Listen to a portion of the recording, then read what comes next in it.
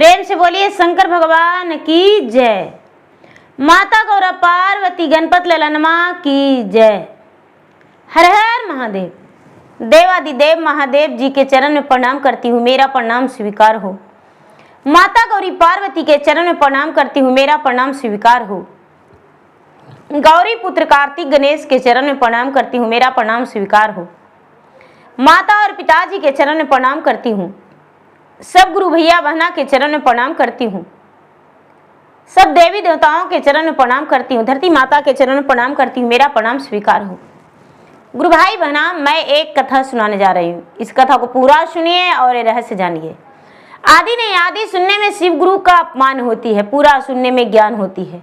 इसलिए कथा को पूरा सुनिए और ये रहस्य जानिए। और देखिए भैया दीदी, यदि मेरा कथा अच्छा लगे तो एक लाइक जरूर कर दीजिएगा और जय महादेव हर हर महादेव जरूर लिख दीजिएगा। ऐसा करने से आपके घर में सुख समृद्धि बढ़ेगी, भगवान आप पे कृपा करेंगे। तो चलिए बिना देर किए हुए कथा की ओर बढ़ते हैं। गुरु भाई बहना, एक नदी के किनारे एक बहुत बड़ा पीपल का वृक्ष था। पीपल के वृक्ष पे बहुत सारे पक्षियां रहती थी और उसी वृक्ष पे एक बंदर और एक बंदरिया भी रहता था। बंदर और बंदरिया दोनों आपस में बड़े प्रेम से रहता था। तोते मैना की जोड़ी देख देख कर बंदर बंदरिया बड़ा खुश रहता था। सभी पक्षियां आपस में बात करता था तो बंदर बंदरिया भी आपस में बात करता था। बंदरिया जो थी निसंतान थी, उसका कोई संतान नहीं था। बंदरिया को कोई भी बंदरिया दूसरी बंदरिया अपने पास बैठने नहीं देती थी और ना तो साथ में जाने देती थी। सीधा कहती थी, अरे तू तो बांझन हो, तुम्हारा कोई संतान नहीं है। बंदरिया चुपकी लगा दिया करती थी और भगवान से कहती थी कि हे भगवान, हम यदि इंसान रहते तो आपका मंदिर में जाकर आपको सेवा करते और आपसे संतान की प्राप्ति मांगते। संतान आप देते मुझे, लेकिन मैं तो एक जंगली जानवर ठहरी। यदि मंदिर जाएंगे भी तो लोग ढेला ईंट पत्थर से मारकर मुझे भगा देगा। हे भगवान, आखिर मैं किसका क्या बिगाड़ा हूं जो मैं निसंतान हूं? बेचारी भगवान से प्रार्थना करती थी। गुरु भाई बहना, उसी गांव के बगल में उसी नदी के किनारे के बगल में एक गांव था, बहुत बड़ा गांव था। उस गांव में एक किसान थे।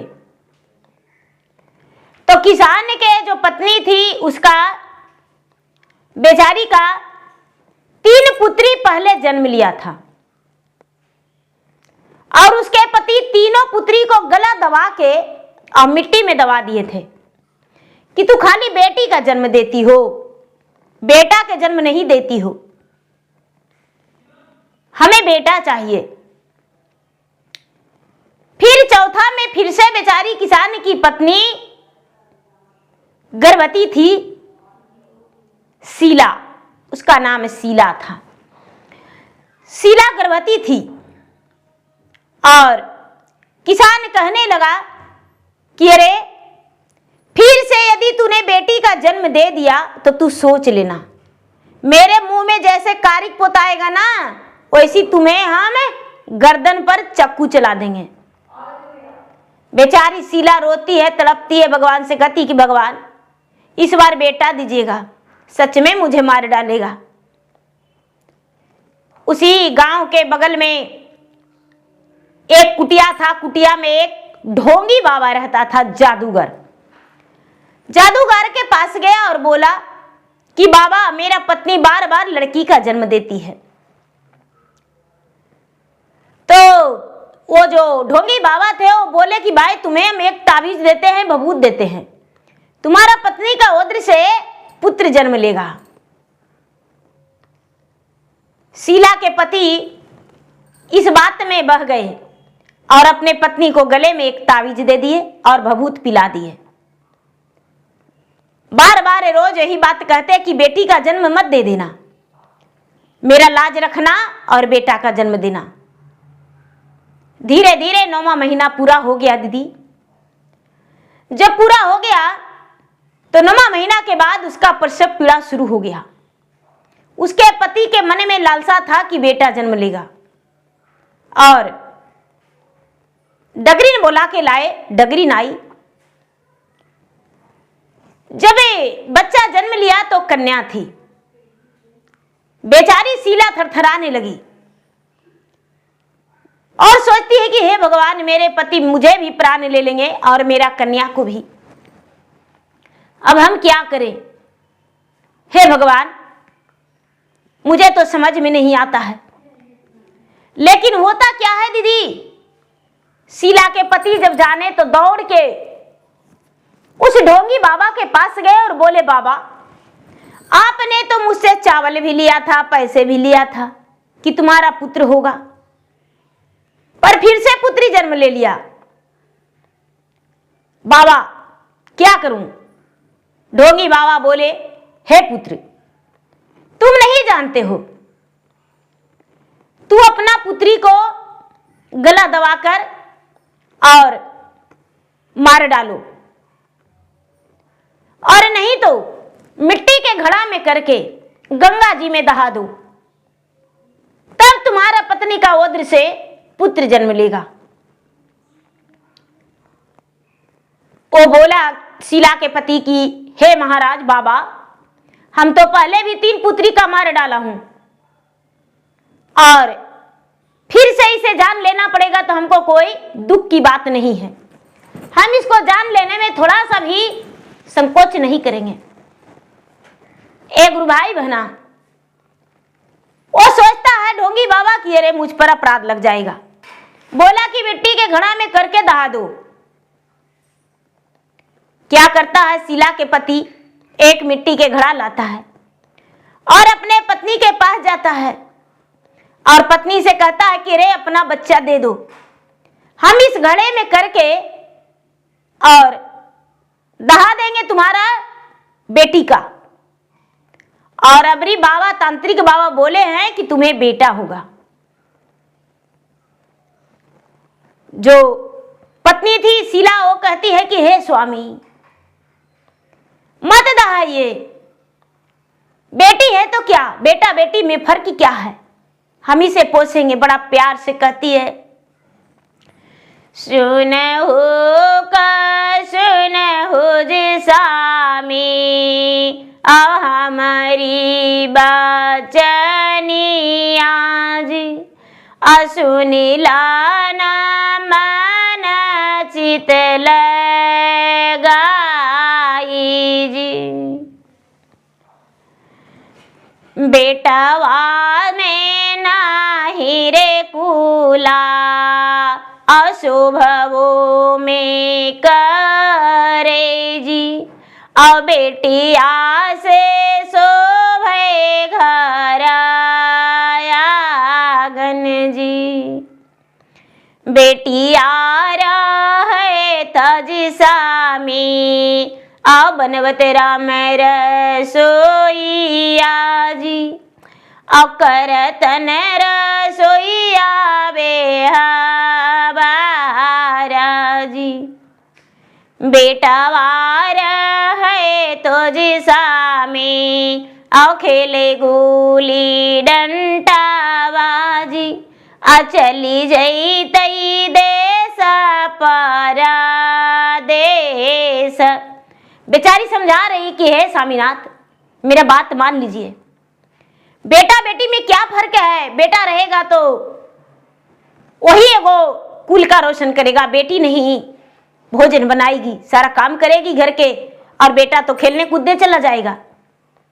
उसके पति कहते हैं, केतनो तू कहवाए धनिया, और कितनो समझाए बाजी, अमनवो ना तोहरी हमा बात जी। आजू आए धनिया, आ गंगा में दहाए भोजी। और लिहना मोरे कुला पुत्र जाला मांझी। कहता है कि अरे पागल, हम इसे गंगा में दहा देंगे तो मेरा कुल में पुत्र जन्म लेगा। बेचारी हार गई शीला और कहती है कि ठीक है, आपको जो मर्जी है वो करिए, हम क्या कहें, आप जैसा करिए, अब कुछ नहीं बोलेंगे। लेकिन फिर भी तड़पते रोते रह गई। जबरदस्ती उसके पति बच्चा को छीन के और घड़ा में बंद कर दिया, घड़ा में बंद कर दिया, डाल दिया और ले जाके उसी पीपल के वृक्ष के पास गंगा में छोड़ दिया। बच्चा जो है घड़ा में जाते ही हाँ हाँ करके रोने लगा। बंदरिया अपना बंदरा से कहती है कि हे स्वामी, ये लगता है निर्दयी दुष्ट पापी अपना संतान को गंगा में प्रवाह किया है। बंदरा बोला, अरे पागल, वो इंसानी बच्चा है, उसे क्या करेगी तू? बंदरिया आओ नहीं ताओ देखिए गंगा जी में कूद पड़ी और कूद के और दोनों हाथ से घड़ा को छान ली, अरार पर लाई और उसे खोलकर बच्ची को निकाली। जब बच्ची को निकाली दीदी तो बंदरा कहता है इसे क्या खिलाओगी? बड़ा प्रेम से कहता है, हम जय ही धानी आ जाता के बांदारावाजी, आ जंगले में मोरा घर दुआरा जी, किया तो खिलाए हुए धानी, आ किया तू पिलाए भूजी, आ कहाँ माँ में रखबू छिपाया जी। बंदरिया कहती है कि फलवा खिले वे सामी और सवे पिलाए वे जी, आवा चल छिपी रखवे छुपाया जी। कहती है कि हम अपने गोद में छुपा के रखेंगे, फल खिलावेंगे, उसका जूस गार देंगे, उससे पिलाएंगे, लेकिन हम इस बच्चा को पोसेंगे। बंदरा बोला कि चलो अच्छी बात है, हम तुम्हारा मदद करेंगे। बंदरिया बेचारी बच्चा को क्या करती है दीदी कि एक स्त्री स्नान कर रही थी, बंदरिया उसका आधा साड़ी फाड़ के चुरा लिया, चुरा के और वही पीपल के वृक्ष में एक ढिलुआ लगा दिया और ढिलुआ में बच्चा को सुला दिया। और जब भी बच्चा रोता है तो उसको लेता है गोद और पेड़ के सब फल के फूल के जूस गार गार के उसे बंदरिया मनुष्यों की तरह वो देती है, चूर चूर के उसे रस पिलाती है। बच्ची जो थी बड़ा सुंदर थी, दाहिने अंग में लसन था। बंदरिया कहती है कि अरे तू तो बड़ा भाग्यशाली हो, वो पापी था जो तुम्हें दहा दिया। बंदरिया उसे पोसने लगी, धीरे धीरे समय बीतता चला गया। सारी बंदरिया जो थी वो कहती है कि अरे वो बंदरिया पापीन है, वो मनुष्य का बच्चा का जन्म दिया है, चलो देखने और उस बंदरिया को मारेंगे। जब सारे बंदरिया आया तो बच्चा को देखकर भावुक हो गया, बंदर भी भावुक हो गया और इससे प्यार से बातें करने लगा। अरे तूने एक इंसानी बच्चा को पोस रही हो? बेचारी बंदरिया सबसे अपनी कथन सुनाई। क्या कहूं बहन, एक पापी दुष्ट जो था रात्रि के समय में इसे गंगा जी में छोड़ने आ गया और मैं और न ताव देखा और कूद गया और इसे मैं छान लिया और इसे मैं पोस रहा हूं। सारी बंदरिया बोला, बहन बड़े खुशकिस्मत हो जो तुम्हें इंसानी बच्चा मिला है पोसने के लिए। कोई बंदरिया आए और उसे दूध पिला दिया करता था। पशु पक्षी सब बड़ा प्यार करने लगे उससे। धीरे धीरे समय बीतने लगा। समय बीता। अब यहाँ की कहानी यही छोड़ते हैं दीदी। अब यहाँ क्या होता है, बच्चा को तो नदी में दहा दिया। फिर से तांत्रिक बाबा के पास गया और बोला, शीला के पति, बाबा हम बच्चा को दहा दिए नदी में। बाबा बोले, धन्यवाद, तूने बड़े अच्छा कर्म किया है और तुम्हारा जरूरी पुत्र जन्म लेगा अबरी। तांत्रिक बाबा क्या करेंगे दीदी, भगवान जो देंगे वही ना होगा जन्म। कोई बेटी के लिए तड़पता है तो कोई बेटा के लिए तड़पता है तो कोई दोनों के लिए तड़प जाता है। भगवान निसंतान ही रखते हैं। भगवान अपना नाम जपवाने के लिए भक्त से भगवान कुछ भी करते हैं। तो क्या होता है दीदी, देखिए जो किसान है वो तांत्रिक के पास गया। तांत्रिक बोला और तंत्र मंत्र जो भी था देना दे दिया। जो बेचारी शीला थी, जैसे तांत्रिक किया, तांत्रिक का हाथों का खिलौना बन गया। धीरे धीरे समय बीतने लगा। 1 साल हुआ, उसके बाद फिर से गर्भवती रह गई शीला। और जब गर्भवती रह गई दीदी, तो धीरे धीरे धीरे धीरे समय बीतने पर 9वां महीना के बाद घर में, उसी घर में एक पुत्र जन्म लिया। जब पुत्र जन्म लिया तो बड़ा सुंदर और बड़ा प्यारा। जो उसके पति हैं शीला के, पूरे गांव में मिठाई बांटे, तांत्रिक को सुंदर वस्त्र दिए, सोने का निशानी दिए और अपने अड़ोस पड़ोस में खूब लुटाए कि मेरा घर में पुत्र जन्म लिया है। धीरे धीरे पलने बढ़ने लगा दीदी। जब पलने बढ़ने लगा तो जब 10-12 साल के हुआ तो उसकी माता कहती है कि बेटा 1 गिलास पानी दे दो। बोलता है, तुम्हारा नौकर हूं। अरे हम तुम्हें पानी क्यों देंगे, हम पानी नहीं देंगे। शीला बोली, बेटा हम पोस पाल के इतना बड़ा किए, 1 गिलास पानी देने से इनकार कर रहा है।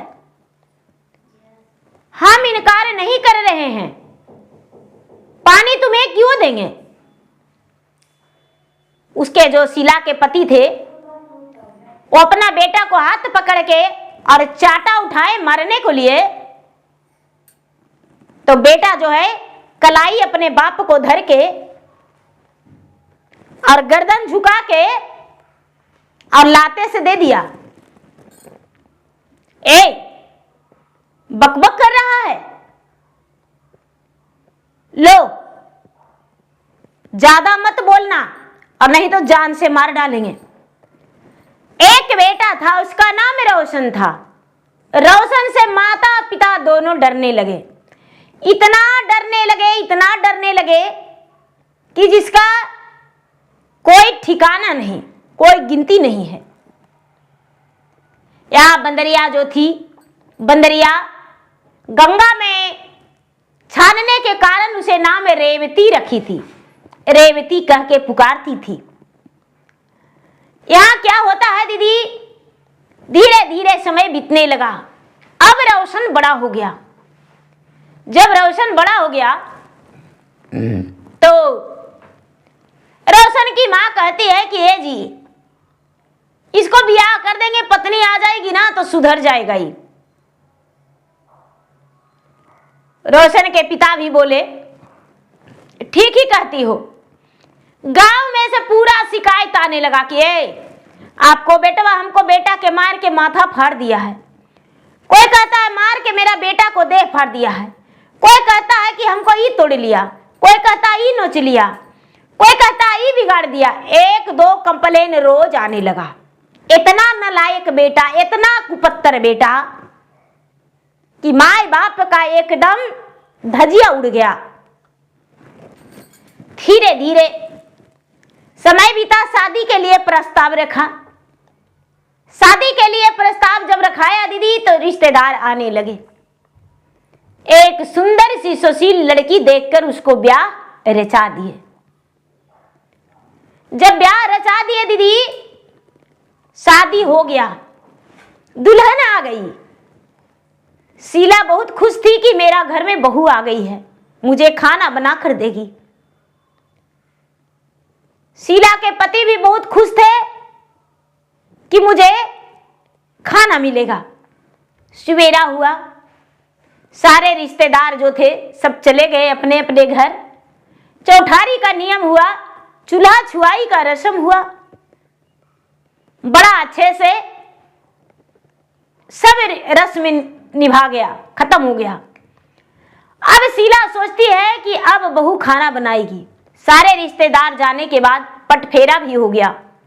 पटफेरा के मतलब कि यानी मैके से फिर से लौट गई रोशन के पत्नी।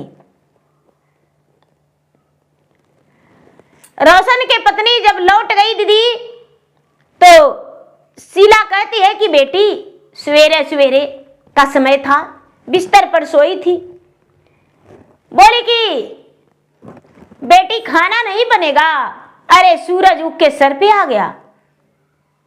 बड़ा प्यार से कहती है कि ए बुढ़िया, किसे तूने बोला खाना तुम बनाओगी? मैं नहीं बनाने वाला हूं। मैं अपने पिता का एक लौती बेटी थी। तुम्हारे घर तुम्हारा दाई नहीं आई हूं, तुम्हारा बेटा के दुल्हन बन के आई हूं, इस घर की बहू रानी। और तू खाना बनाओ। शीला बोली ठीक है, खाना बना देंगे। बेटा और बहू दोनों आराम आराम से उठ के ब्रश करके स्नान करके दोनों भोजन पर बैठ गए। शीला ला के दे दी खाना। अब क्या होता है दीदी कि दोनों का परवरिश माता पिता करने लगे। बेटा एक काम नहीं करने लगा, और जो कमाता भी था वो बहू के सर श्रृंगार वस्त्र में ही खत्म होता था और अपने जेब में पॉकेट मनी रखता था। माए बाप को 1 रुपया नहीं देने लगा। धीरे धीरे धीरे धीरे समय बीता। जब समय बीता दीदी, तो देखिए क्या होता है, रोशन की पत्नी गर्भवती हो गई। जब रोशन की पत्नी गर्भवती हो गई और रोशन के माता पिता का तबीयत खराब हो गया, खांसने लगे, बहुत खांसने लगे। दोनों का बुखार लगा, सर्दी खांसी हुआ, खांसने लगे। रोशन की पत्नी जो थी 6 महीना की गर्भवती थी। अपने पति से कहती है कि सुनिए जी, इस घर में आपकी माता पिता रहेंगे या तो हम। बाप रे, रात भर आपके माता पिता खांसते हैं, मुझे नींद नहीं आता है। यदि अपना बच्चे के और मुझे स्वस्थ देखना चाहते हैं तो चल के हमको किराया पर लेके रखिए, और नहीं तो बुढ़ा बुढ़ी के घर से निकाल दीजिए। रोशन बोला, अरे पागल, इतना बढ़िया घर द्वार छोड़ के और किराया पर लेंगे? नहीं नहीं नहीं नहीं, किराया पर लेंगे तो सारा चीज खरीदना पड़ेगा। ये बूढ़ा बुढ़ी को हम घर से निकाल देंगे। बोले कि ऐसे नहीं, घसीटते हुए घर से निकालना होगा, और ले जाके गंगा जी में फेंक दीजिए। एक गुरु भाई बहना, रोशन सोचता है कि अरे घसीटते कैसे ले जाएंगे? रोशन की पत्नी बोली, यदि घसीट कर नहीं ले जाओगे ना तो हम प्राण दे देंगे, मर जाएंगे। और यदि हम मर गए बेटा तो तुम्हारा तो खैर नहीं, जेल के चक्की पिसना, उम्र कैद की सजा हो जाएगा तुम्हें। अब तुम्हारा माता पिता को तो कहना ही नहीं, जीवन है जेल में बीतेगा, लेकिन तुम भी उम्र कैद के सजा भुगतोगे। रोशन बोला, नहीं नहीं नहीं, हे प्राण प्रिय, ऐसा मत करना यार, हम एकदम आराम आराम से जो तू कहेगी वही मानेंगे। देखिए दीदी, पत्नी का बात सुन रहा है और क्या किया कि डॉक्टर के पास गया और डॉक्टर से बोला कि डॉक्टर साहब, कोई ऐसे नशा की दवा हो जो कम से कम 4 घंटा नींद नहीं खुले। डॉक्टर बोला कि किस लिए? तो हमें सोते ही नहीं हैं, रात और दिन जागे रहते हैं। डॉक्टर बोला जब ऐसी बात है तो ये दवा भोजन में करके दाल में ले लीजिएगा, खाना खाते वक्त आपका नींद आराम से आ जाएगा। रोशन क्या किया, अपने माता पिता को दे दिया दीदी भोजन में नींद की दवा, और रोशन के माता पिता शीला और शीला के पति दोनों खा गए। दोनों खा लिए और बिस्तर पे सो गए। गहरी नींद हो गया। दोनों एकदम जैसे लग रहा था कि इनके शरीर में जान ही नहीं है, नशा के मारे धुत थे, एकदम उनका शरीर हिल डोल भी नहीं कर रहा था। अब क्या किया दीदी, रोशन अपने माता पिता को दोनों मिलके पति पत्नी माए बाप को पैर बांध दिया और हाथ बांध दिया, और कोई ऐसा सामान था उसको पर घिचले घिचले गंगा जी में फेंकने के लिए लेकर चला गया। जब गंगा जी में फेंकने के लिए लेकर चला गया दीदी, तो देखिए भगवान का माया, जो बेचारी बंदरिया थी, बंदरिया एक झोपड़ी लगा रखी थी। सारे बंदरिया मिलके उसका मदद करके एक झोपड़ी बना दिया था रेवती और बंदरिया के रहने के लिए। रेवती और बंदरा और बंदरिया तीनों उसी झोपड़ी में रहते थे। रेवती के लिए अच्छे अच्छे वस्त्र, अच्छे अच्छे खिलौने, कॉपी कलम सब बंदरिया लाकर दिया करती थी। गुरु भाई बहना, जो बंदरिया थी, बंदरिया अपने रेवती को पूजा पाठ, भगवान की आराधना सब कुछ सिखाती थी, कोई काम भी बाकी नहीं रखती थी। जहां तक के बंदरिया पढ़ाई लिखाई के लिए भी उसे स्कूल भेजा करती थी। बंदरिया मेहनत करके, लकड़ी तोड़ के, गांठ बांध के, बंदरिया बेच के 2 पैसे लाकर रेवती को देती थी, और उसी से रेवती अपना खर्चा चलाती थी। कभी कभी उसे लगता था कि क्या मैं बंदरिया का बच्चा हूं, तो अपने बंदरिया माँ से पूछती थी, माँ क्या मैं तुम्हारे उधर से जन्म लिया हूं? जब मैं स्कूल जाता हूं तो सबके गार्जियन आते हैं, अपने माँ को साथ आता है। बंदरिया बोलती थी, बेटी तुम मेरा बेटी नहीं हो, कोई इंसान तुम्हें गंगा जी में दहा दिया था और मैं तुम्हें छान लिया हूं और पोस लिया हूं। रेवती 1 2 बार 4 बात सुनी इस बात को, तो सारी पक्षी हाँ भी भर दिया कि हाँ बेटी यही सच है। रेवती फिर पूछने से अपने आप को रोक ली कि नहीं नहीं यही सच है। बंदरिया का तो एक बहुत बड़ा आभार है कि मैं जीवित हूं, मुझे पोषण पालन किया है। क्या होता है दीदी, गंगा जी के पास दोनों शीला को और शीला के पति को नींद टूट गया। जब नींद टूट गया तो देखता है कि हाथ बंधा है, पांव बंधा है,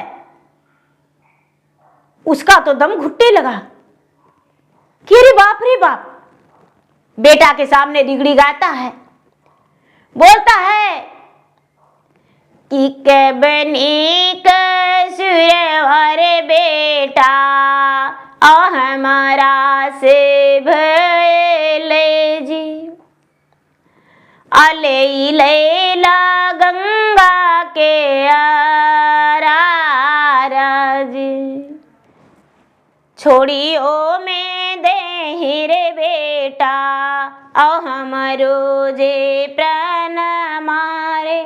अरे भिखिया मांगिए रहब खाए बरे, घर नाही जेवे रे बेटा, आ तोहर संग ना रहबै रे।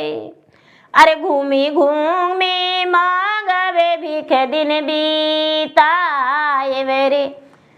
जो रोशन के माता पिता हैं दीदी, वो कहते हैं कि बेटा मुझे गंगा जी में मत फेंको, हम भीख मांगेंगे और खाएंगे रहेंगे, लेकिन हम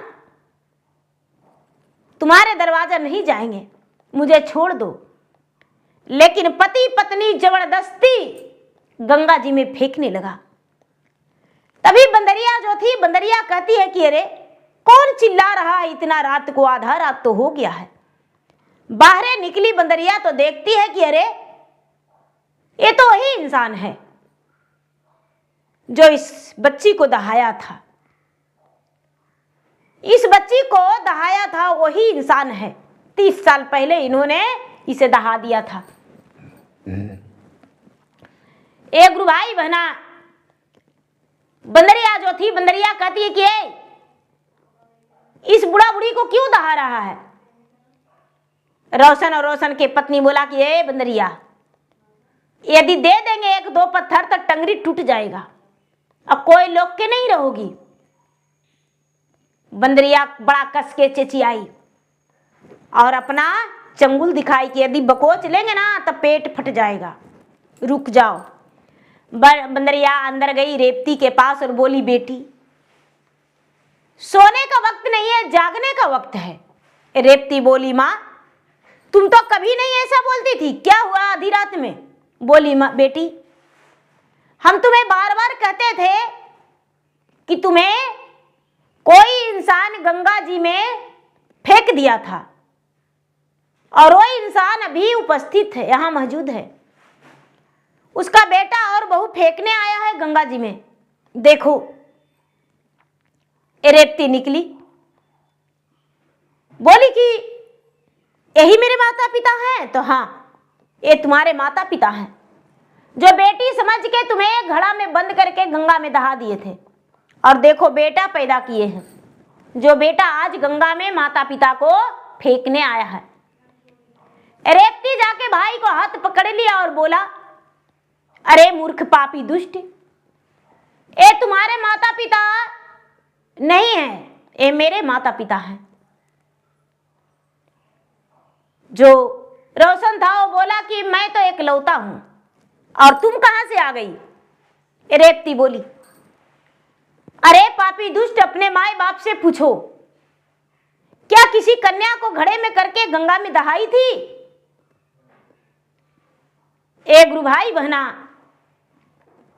जो शीला थी, शीला कहती है कि हाँ, तुम्हारे पिता ने मेरा 3 पुत्री को गले दबा के बेटी समझ के और मार दिया, और चौथी को गंगा में दहा दिया, तब तू जन्म लिया। अरे हम नहीं जानते थे कि तू पुत्र नहीं, एक सर्प हो, नाग हो, जो मुझे ही डांस लेगा। इतना जायदाद के कौड़ी कौड़ी बटोर के रखे, घर बनाए, जमीन खरीदे, मेहनत मजदूरी करके कितना रट भिनट के तुम्हारे लिए, लेकिन तूने मेरे साथ क्या किया। अब मेरे साथ बेटी है, बेटी झट झट माता पिता को पांव हाथ खोल दिया। और बंदरिया जो थी झोंपड़ी से एक डंडे लेकर आई, और बंदर भी एक डंडा लेके निकला, और डंडा लेके निकल के कहता है कि अरे पापी दुष्ट, मार के बर्बाद कर देंगे। तू मेरा टांग तोड़ता है ना, जल्दी से इस वृद्ध व्यक्ति को छोड़ दो, नहीं तो जो तुम्हारी पत्नी गर्भ में रखी है बच्चा को, उस बच्चा भी बाहर आने में देर नहीं लगेगा, और वो तुम्हारा सब बदला लेगा। तुम्हारे पिता का किया धरा तुम्हारा पिता को मिल गया, लेकिन जो तुम कर रहा है वो तुम्हें मिलेगा, संभाल जाओ। एक गुरु भाई बहना, ये बात को सुन के जो रोशन हाथ जोड़ के खड़ा हो गया और कहता है कि हमको माफ कर दो बहन, बहुत बड़ा हम गलती कर रहे हैं। आज तक हम माँ को माँ नहीं समझे, पिता को पिता नहीं समझे। हमको यही नहीं समझ में आ रहा था कि संसार में परिवार क्या होता है, लेकिन आज मुझे समझ में आ गया कि संसार में परिवार का जरूरत होता है। तुम्हारा हर शिक्षा, हर ज्ञान एक बंदरिया से मिला है, फिर भी तूने माता पिता को स्वीकार रहा है। और मैं तो माता पिता के पास पला बढ़ा, लेकिन फिर भी माता पिता को मैं ठुकरा रहा हूं। अपना पत्नी को हाथ पकड़ के रोशन 2 तमाचा दिया और बोला कि अरे मेरे माता पिता से क्षमा मांगो, और नहीं तो सीधा मैके की रास्ता देख लो। ए गुरु भाई बहना, रोशन की पत्नी हाथ जोड़ के अपने सास और ससुर को बोलती है कि माँ जी मुझसे गलती हो गया, अब ऐसा गलती नहीं करेंगे। शीला बंदरिया के सामने हाथ जोड़कर बोली कि हे बहन, तू मेरा बेटी को पोषण पालन किया और मेरा बेटी को प्राण तूने बचा लिया है। हे बहन, मेरा बेटी को मेरे घर जाने दो। बंदरिया बोली नहीं नहीं, फिर से इसे तू मार डालेगी। शीला बोली हे बहन, इस बेटी के वियोग में तो हम अपना शरीर को गला दिए, प्रतिदिन आंसू बहाते हैं भगवान के पास जाके, और मुझे लगता था कि मेरा बेटी जीवित है। हे बहन, मेरा बेटी के मेरे साथ जाने दो। बंदर बोला अरे ऐसे भी मेरा चौथापन चल रहा है, मेरा बुढ़ापा का शरीर है, अब हम कभी भी अपने दम तोड़ सकते हैं, जाने दो। इसी का ममता तो मुझे बचा रखा था। जो रेवती थी वो रेवती अपने माता पिता को घर गई। रेवती अपने मेहनत करके आईएएस का पढ़ाई की थी और आईएएस उसका निकल चुका था, आईएएस ऑफिसर बनी और अपने बंदरिया माँ को नाम का रोशन किया, अपने माता पिता को भी नाम का रोशन किया। भाई जो था, भाई जिंदगी में कुछ नहीं कर पाया, रोशन नाम का था, उसका काम जो था काम लवारिस वाला था। शीला और शीला के पति अपने बेटी पर गर्व किए और लोगों को समझाने लगे जो बेटी कर पाएगी वो बेटा नहीं, बेटी ही सबसे बड़ा पूंजी होती है, बेटा और बेटी में फर्क नहीं करना चाहिए। ऐसा कह के लोगों को सीख और समझाने लगे, सीख देने लगे, समझाने लगे और बेटी को बहुत मान सम्मान भी देने लगे। तो देखिए गुरु भाई बहना, बेटा और बेटी में फर्क नहीं करना चाहिए। एक बंदरिया ने इंसानी बच्चा को पाली, कितना कष्ट हुआ होगा। 1 घंटा दूसरे को बच्चा को रखने में मुश्किल होता है, लेकिन बंदरिया पूरा उसका पालन पोषण किया, पढ़ाई लिखाई, एक बंदरिया होकर। तो देखिए गुरु भाई बहना, मेरा वीडियो अच्छा लगे तो मेरे वीडियो को लाइक करें, शेयर करें। चैनल पर यदि नए हैं तो चैनल का सब्सक्राइब करें, बेल आइकन घंटी को दबाएं, जो कि मेरा वीडियो का नोटिफिकेशन सबसे पहले आपके पास जाए, आप मेरा वीडियो सुन सके। कमेंट बॉक्स में हर हर महादेव, जय शिव गुरु जरूर लिखे। धन्यवाद। हर हर महादेव, घर घर महादेव।